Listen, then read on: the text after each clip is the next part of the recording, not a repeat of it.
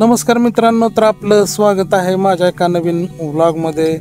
आजचा दिवस विशेष म्हणजे की मी आणि नीरज आम्ही दोघेजण जाणार आहोत मोहीला।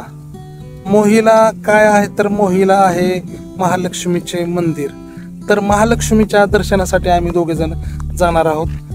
तर आम्हाला इथे थांबण्याची इच्छा झाली कारण इथला परिसर निसर्ग बघून आम्हाला इथे थोडेसे थांबावेसे वाटले। तर का तर तुमच्या पाठीमागे दिसत असेल हा बंधारा, दाखवतो तुम्हाला। हा बंधारा दिसत असेल, बंधारा पूर्णपणे गच्च भरलेला आहे आणि पाणी अतिशय छान दिसत आहे। हिरवीगार झाडी, डोंगरावर उगवलेले हिरवे हिरवे गवत, अतिशय सुंदर परिसर दिसत आहे हा।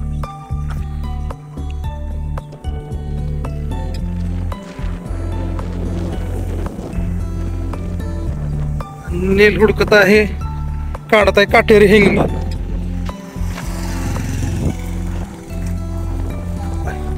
काटेरी एखाद्याची दाढ वगैरे किडलेली असेल तर काटेरी हिंगणी त्याच्या औषध म्हणून उपयोगी पडते, दाढातले किडे पाडण्यासाठी।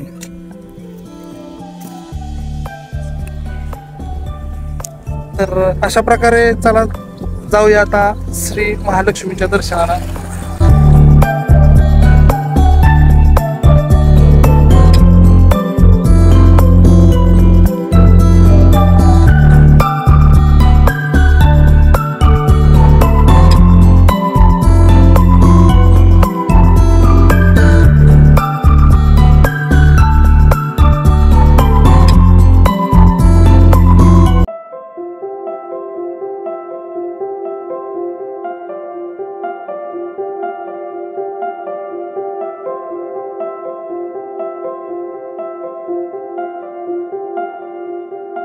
बस ही मंदिराच्या प्रवेशद्वाराजवळ थांबते।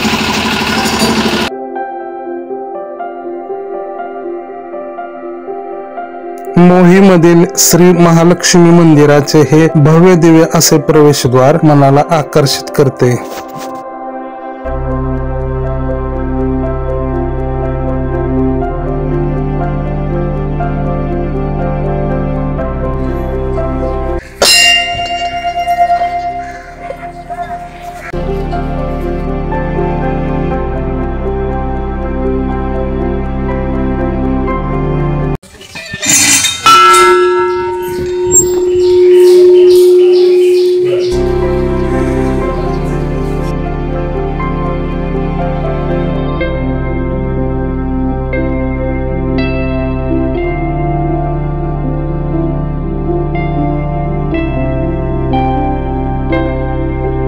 श्री महालक्ष्मी माता यांच्या मूर्त्या अतिशय छान पद्धतीने सजवलेल्या आहेत।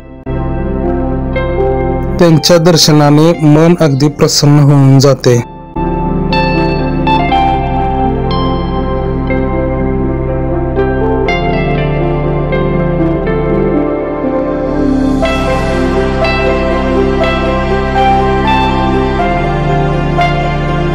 मंदिराबाहेरील सजावट सुद्धा छान केलेली आहे। मंदिराचे आवार प्रशस्त आहे आणि या आवाराला छत तयार केलेले आहे।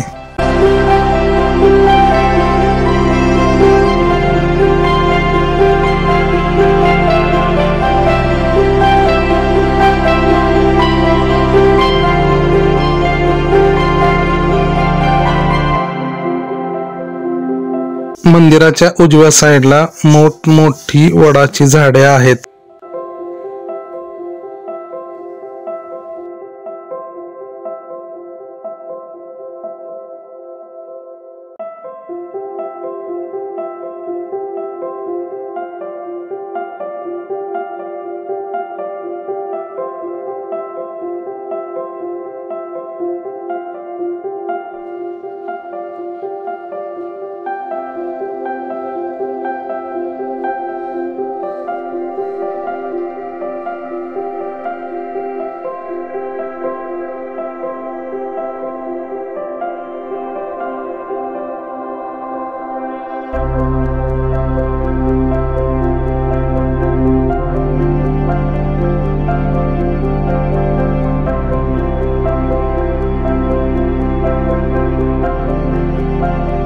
मंदिर परिसरातील ही हिरवी झाडे वातावरणामध्ये गारवा तयार करतात.